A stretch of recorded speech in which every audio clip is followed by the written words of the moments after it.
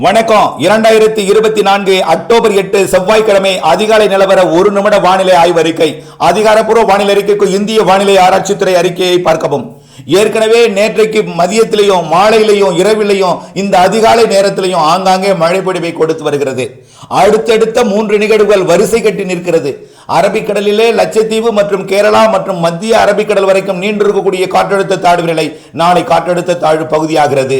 தமிழ்நாட்டின் வளிமண்டலத்திலும் வங்கக்கடல் வளிமண்டல சுழற்சி ஏறி வளிமண்டலத்தின் தமிழ்நாட்டின் தரைக்கு மேலே நீடிக்கிறது. புதிதாக ஒரு வளிமண்டல சுழற்சியும் வங்கக்கடலிலே கிழக்கிலிருந்து தமிழ்நாட்டின் கரை நோக்கி வந்து கொண்டிருக்கிறது.